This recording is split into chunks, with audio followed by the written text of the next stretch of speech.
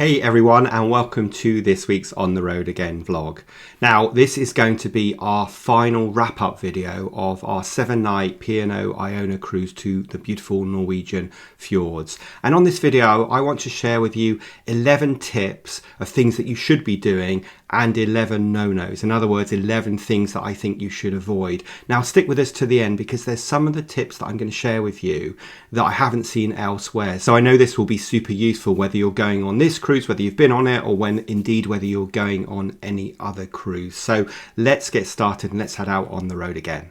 Hi, we're James and Rob and this is our dog Oscar. We love travel in all its forms, so join us on our next adventure as we head out on the road again.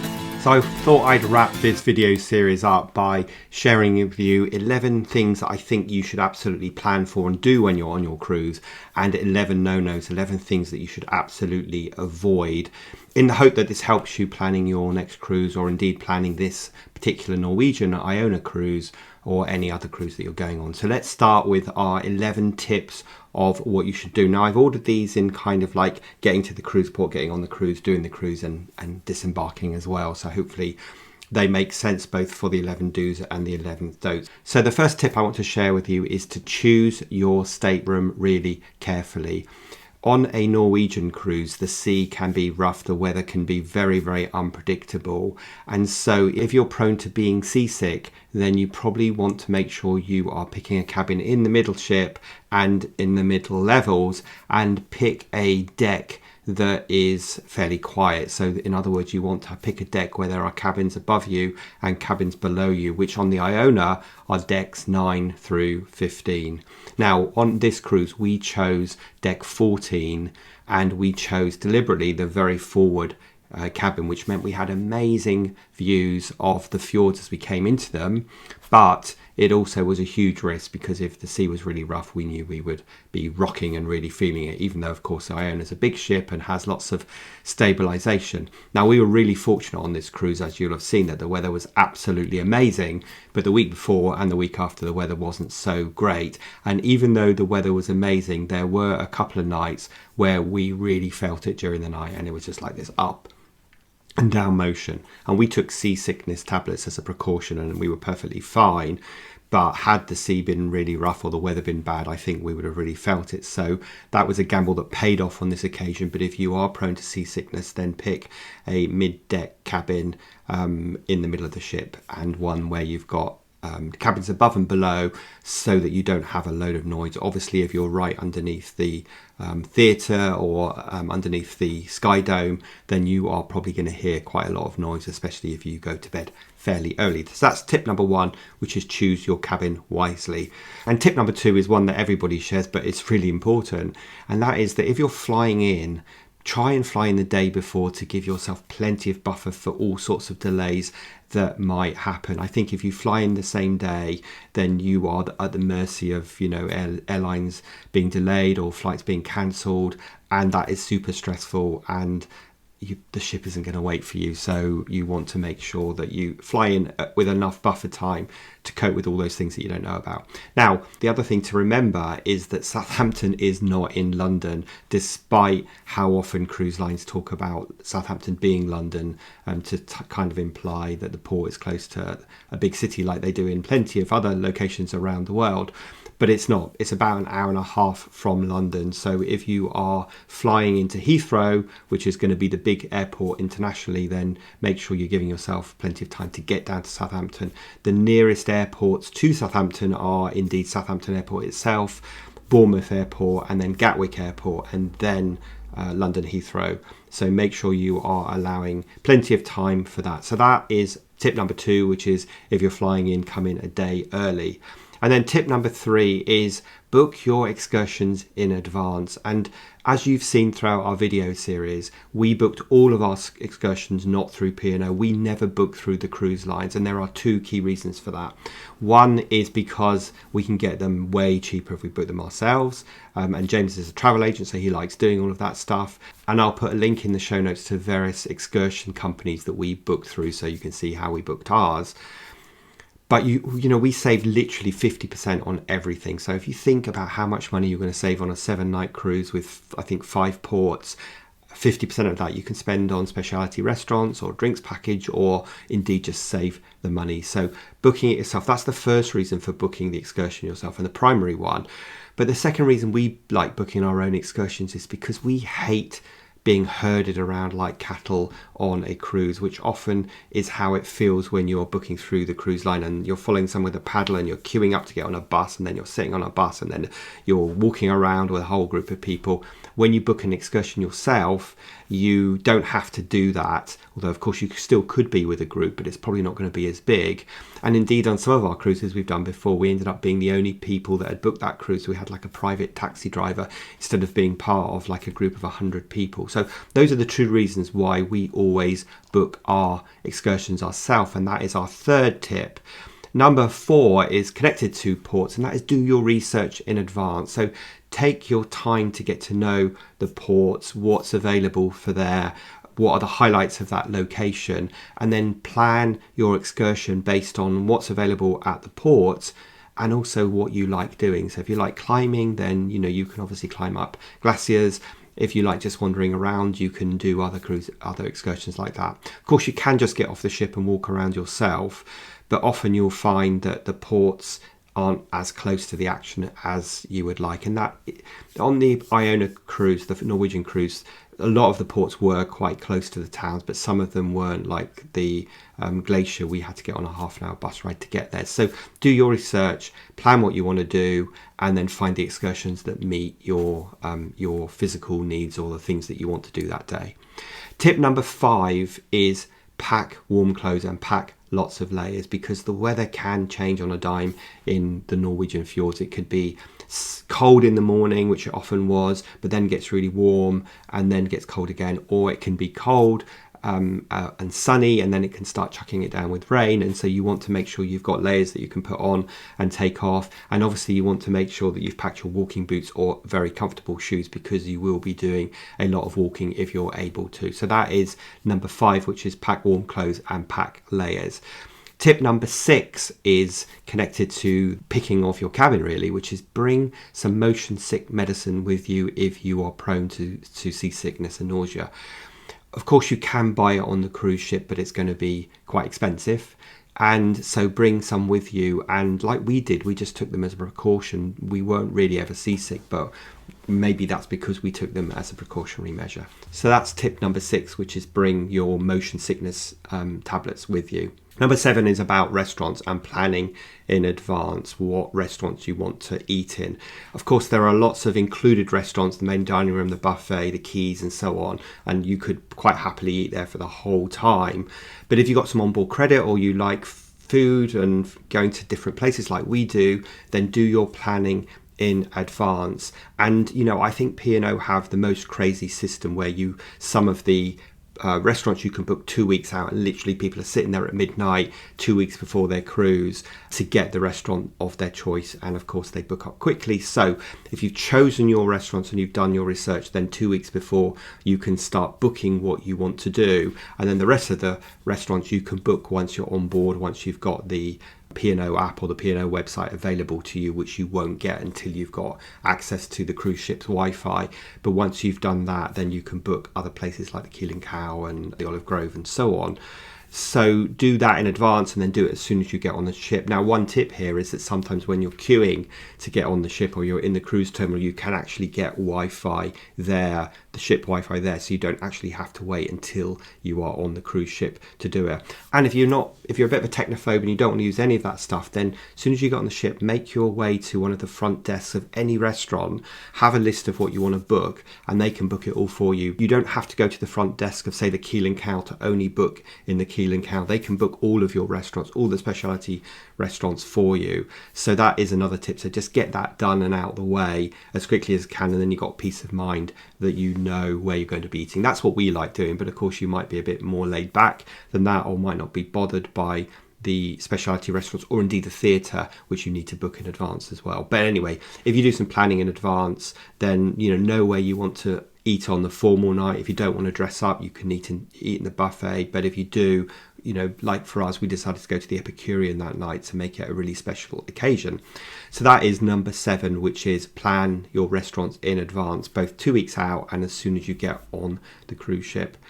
Number 8 is, I think you should give the specialty restaurants a go, especially on P&O, because compared to other cruise lines, they really aren't that expensive. And that's especially true if you've got some onboard credit, which you can use to pay for the restaurants. Now, if you book some of the specialty restaurants in advance, you get an even bigger discount than you do when you book it on the cruise ship itself.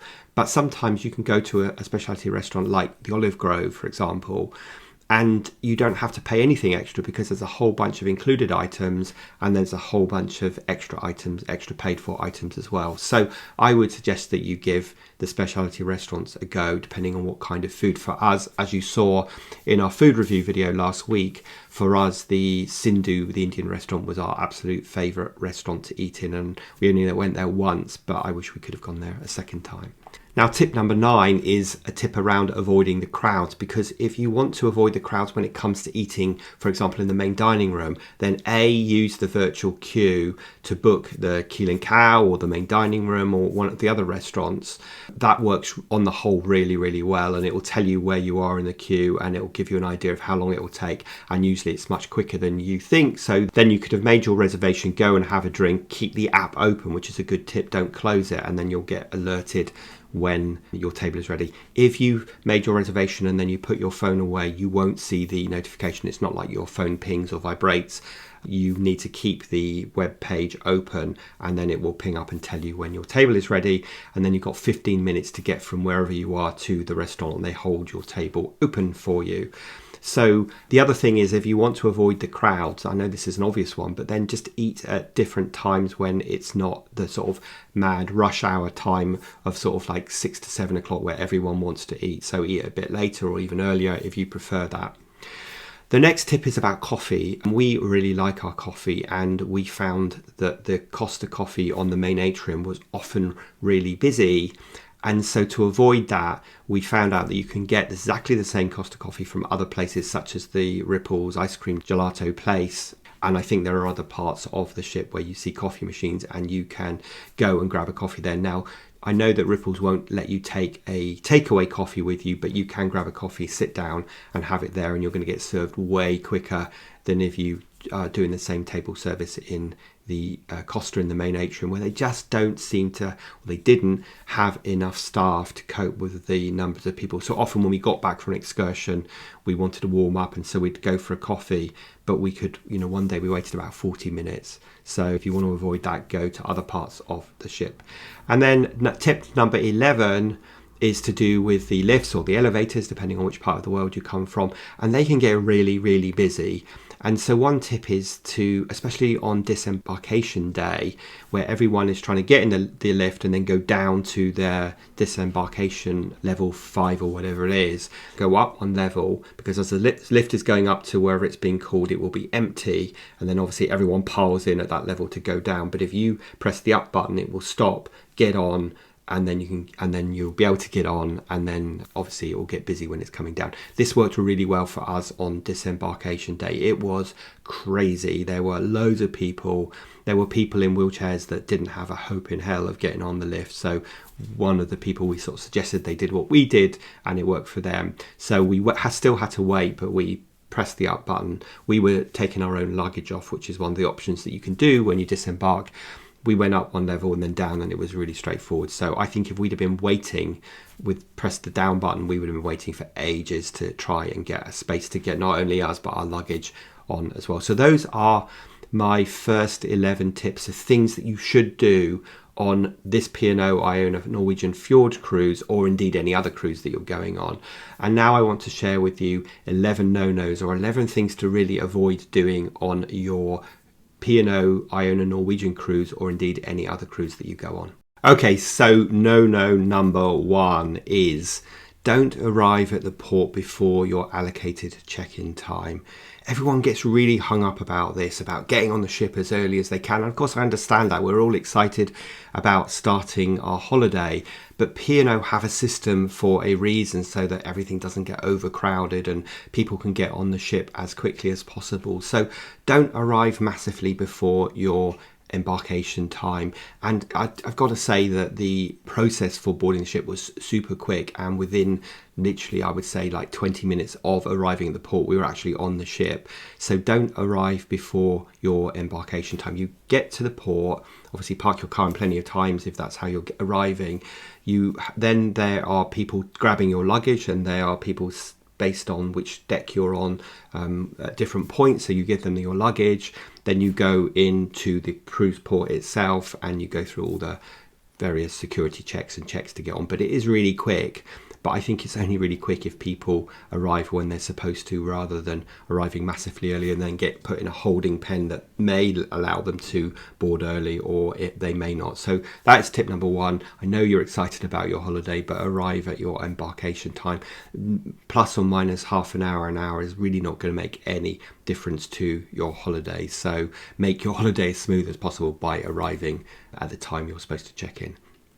On the other hand, tip number two is do not underestimate how long it will take you to get to the Southampton port cruise terminal, because the road system in Southampton is just not geared up for the amount of traffic that the cruise port creates. And if there's a football match that day, then there's going to be even more traffic. So when we went, my brother lives in Southampton, so we parked our car at his house, and then it was literally, should have been a 10-minute drive from his house to the cruise terminal, but it must have taken us an hour to get there, just because the traffic was literally crawling along, especially as everybody starts to turn right into the cruise terminal. So do allow plenty of time for that, but on the other hand, make sure you follow tip number one, which is don't arrive too early before your check-in time. Number three is, once you've got on the ship, turn your data roaming off, or put your phone on airplane mode. Now, you can still access the ship's Wi-Fi, but if you don't put your phone on airplane mode, or certainly turn data roaming off, you are in danger of having a massive phone bill and a big surprise when you get off the cruise ship. So that should be one of your first things that you do as soon as you get on the ship, is turn your data roaming or put your phone on airplane mode and then connect to the ship's Wi-Fi. And number four is, don't forget any medication that you need to bring with you, or bring some over-the-counter medication such as painkillers and seasickness pills, because you can get some of them on the ship, but it's going to be super expensive. And of course, you could probably get some of these things on a port day, but do you really want to spend your time searching around for a pharmacy in a city that you don't know? So make sure you bring your any medication that you need to take, plus a sort of a small medicine kit of other things, painkillers, seasick tablets, particularly in anything else that you might need. Probably plasters if you're doing a lot of walk, or for your ankles to keep your feet nice and fresh. Okay, so that is number four, which is don't forget any medication. Number five is, don't forget to use your alcohol allowance. Each adult is allowed to bring 1 litre of alcohol with them. So that could be 1 litre of spirits, like a litre of gin, or it could be a litre of beer, which is obviously not going to last very long.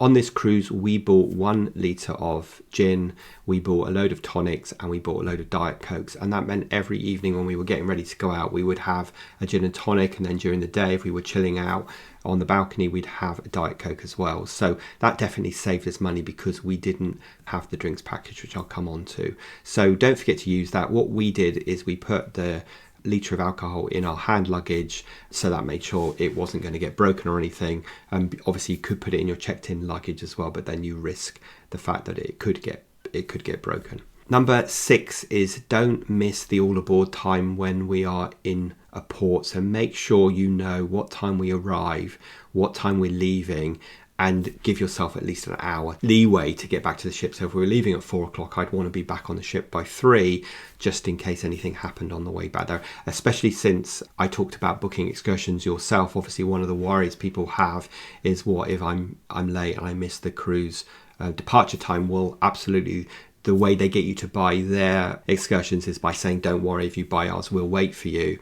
But all you really need to do is book an excursion that gets back in plenty of time so that there is absolutely no risk of being left behind. We have never, in all the, I don't know, the 10 or 15 cruises we've done, we've never gone through the cruise line to book our excursions, and we've never had a risk of missing the departure time because our cruise was late. Even one time we were in Greece, and we went to a little island, and on the way back the ferry that we were supposed to catch got cancelled, but we'd given enough leeway to catch the next one, and we still had, an hour when we got back to the cruise port. So don't miss the all aboard times, but also be mindful of the time change, because as we leave the UK and we head towards Europe and Norway, the time moves forward by an hour, and then indeed it moves back. So make sure you are setting your clocks accordingly, and just follow the ship time, and you'll know what the time is. And of course the ship time is when you need to be back as well. Okay, number 7 kind of follows on from the 5th tip about your alcohol allowances.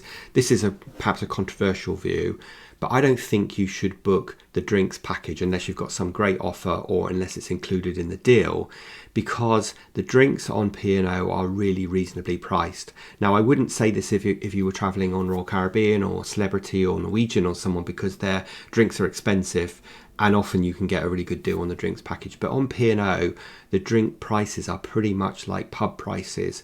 So there is no way that we drank anywhere near what it would have cost us in our drinks package. Yes, if you've got a drinks package, you've got peace of mind. You can just drink what you like. You don't have to worry about it. And that's definitely a plus for buying a drinks package. But you need to be drinking quite a lot of alcohol and coffees and all the rest of it to make a drinks package worthwhile, especially when you're on a port intensive cruise like this one and you're off the ship quite a lot of time. Then you really need to drink a lot. And we're not massive drinkers, but as I said, we had a gin and tonic on a room, we'd have a speciality coffee or two, we would have a cocktail, and we would have a glass or two of wine with dinner. And there was no way when you add all of that together that it equaled anywhere near what the price of a drinks package was. So our recommendation is don't buy a drinks package unless you get a great offer, or it's included, or you really, really like to drink. So that's tip number 7. Tip number 8, and I'm sorry to say this, is don't use your fingers in the buffet. I know I don't need to say this, and I know everyone listening would never dream of doing that, but I cannot believe how many times on this cruise we saw people just going in with their fingers and picking and eating something, and then grabbing some more food, or putting their hand in the lettuce and grabbing a bunch of lettuce. And it is just disgusting, and no wonder people get norovirus or coronavirus when people do that. And so in the end, if I'm honest, it put us off eating in the buffet for that very reason. So don't do that, be respectful. And I also think be mindful that everyone's grabbing the tongs or the spoons, so you might want to kind of have some hand sanitizer and wash your hands after you have done that. So sorry to sound really sort of anal there, but we saw it probably 3 or 4 times, people picking up food with their fingers, and I almost wanted to go and tell them off, but luckily James pulled me away before I did. Number 9, tip number 9, or number 9, is don't leave valuables unattended around the ports, or don't put things around your neck where things could get nicked. I think, to be honest, Norway and the ports were all pretty safe, but you just have to be sensible and, open yourself up to a situation that might be a bit difficult situation that you don't want to get into. Now, I think you should leave your passport in your safe, and I think you should have a copy of your passport on your phone, or a paper copy of it. You very rarely need it, but obviously if you got into a situation where you needed to prove who you were, then having that would be really helpful. I'm not sure taking your passport with you off the ship is a good idea, but you might have a different view on that, so do leave a comment and let us know. But certainly what we always did was leave our passports in our safe, and we'd have a photocopy of them, a paper copy, but we'd also have them on our phones as well. So that would be our tip: leave your passports in the safe and be really careful about the valuables. Number 10 is don't forget your walking boots or comfortable shoes, and don't forget sunscreen, because you can buy sunscreen on the ship and it's super expensive. And I think when you go to a Norwegian fjord cruise, you don't think you're going to need the sun cream, but we certainly did, and we didn't bring any, so we had to buy some. So do take your sun cream with you, make sure you're putting it on just like you do any other holiday, and make sure you've got really comfortable shoes or walking boots that we had if you're planning on doing lots of walking, which obviously in the Norwegian fjords you are likely to do, unless of course you can't walk, or you can't walk that far.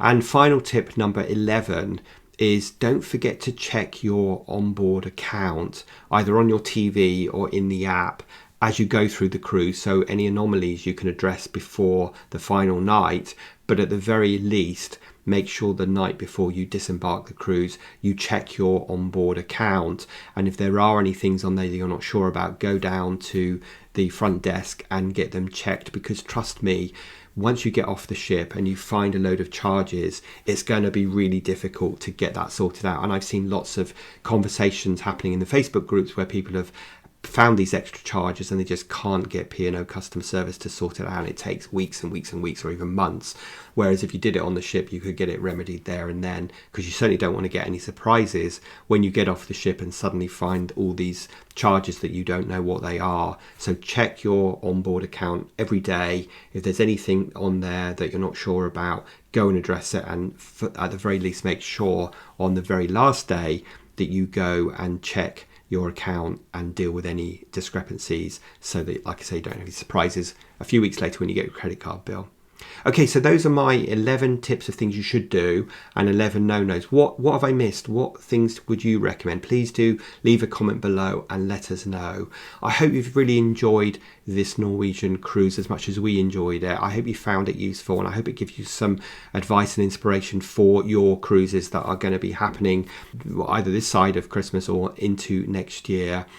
As I said, this is the last video in this series, so I hope you've enjoyed it. If you haven't watched the others, I'll put a link to the playlist up here so that you can go and watch them. What's coming up for us next, and what will we be covering on this channel? Well, we have a big trip coming up to Africa in January. I'm actually going to be in Africa for 3 months. We're going to Victoria Falls in Zimbabwe. We are then going over to Botswana, and then we're flying down to Cape Town, where we'll be exploring some new areas that we haven't been to before, and then I'll be spending a couple of months in Cape Town, avoiding the dreaded British winter and enjoying their summer, and I'm fortunate I can work there. So I hope you'll stick with us for that. I know those aren't going to be cruise videos, but I absolutely love Africa. It's my favourite place in the world, and if you follow along with the videos that will be forthcoming, hopefully you'll get a bit of the understanding of why I love it so much, and maybe it'll inspire you to go there as well. But other than that, I hope you've enjoyed this series, and we'll see you next time as we head out on the road again. Ain't worried if I'm up by the lakeside. No, I don't really care what we do, 'cause everything just falls by the wayside when I take time with you. Am I crazy for not wanting to chase lights? No, I just want a table for two.